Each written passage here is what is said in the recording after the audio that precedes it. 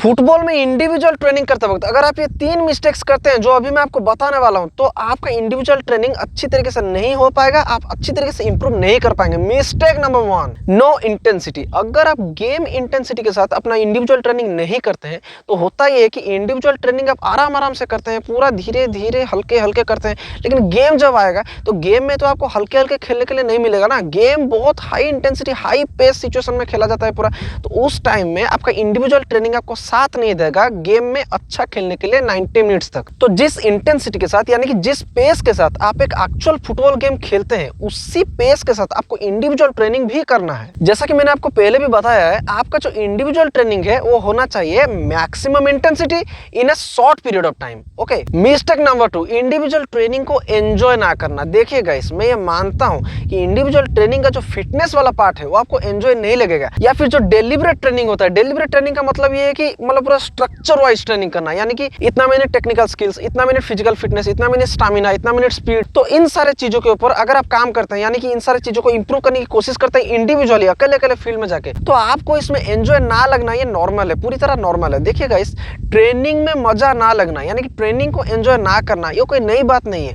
बहुत ही कम ऐसे प्लेयर होंगे जिनको ट्रेनिंग में मजा आता होगा, लेकिन मैक्सिमम प्लेयर्स को ट्रेनिंग करने में मजा नहीं आता, उनको पूरा फ्रस्ट्रेटिंग लगता है ट्रेनिंग करते वक्त। लेकिन एक बात आपको पूरा दिल पे बिठा लेनी है कि ये जो फ्रस्ट्रेटिंग ट्रेनिंग, ये जो बेकार का एक्सपीरियंस लगता है ट्रेनिंग करते वक्त, इंडिविजुअल ट्रेनिंग करते वक्त, ये फ्रस्ट्रेटिंग ट्रेनिंग अगर मैं अभी आके फील्ड में करूंगा तो जो 90 मिनट्स का गेम में खेलूंगा उसमें मुझे पूरा मजा आ जाएगा, मैं दिल खोल के दिल खुश होकर पूरा खेल पाऊंगा। लेकिन अगर मैंने ट्रेनिंग में कंजूसी किया, ट्रेनिंग में कॉम्प्रोमाइज किया, यानी कि ट्रेनिंग करते वक्त अपने आप को धोखा दिया, तो मेरा जो गेम होगा 90 मिनट्स का उसमें मैं बिल्कुल भी अच्छी तरीके से नहीं खेल पाऊंगा। ठीक है ना। तो चाहे आपको मजा आए या ना आए, लेकिन ट्रेनिंग करना है मतलब ट्रेनिंग करना है, इसको पूरा डेली हैबिट्स की तरह आपको बिल्ड करना पड़ेगा। मिस्टेक नंबर 3 जो कि बहुत सारे प्लेयर्स करते हैं, और वो ये है कि ओवर कॉम्प्लिकेटेड ड्रिल्स को वो यूज करते हैं अपने ट्रेनिंग में। ओवर कॉम्प्लिकेटेड ड्रिल्स का मतलब ये है कि 50 टो कोन लाना, 50 टो हडल्स लाना, 50 टो छोटा कोन, 50 टो बड़ा कोन, स्पीड, पैराशूट, रेजिस्टेंस बैंड, पूरा दिमाग खराब कर देते हैं पूरा,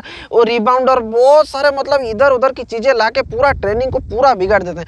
जो जो चीजों से वो ट्रेनिंग करते हैं बहुत सारे प्लेयर्स, मतलब जो इधर उधर की चीजें लाके ओवर कॉम्प्लिकेटेड ट्रेनिंग जो करते हैं, उनको सोचना चाहिए कि आप जो ट्रेनिंग कर रहे हैं, मैक्सिमम प्लेयर्स के पास तो वो सारे इक्विपमेंट हो गए भी नहीं, तो वो कैसे इंप्रूव करेंगे ये भी सोचना चाहिए।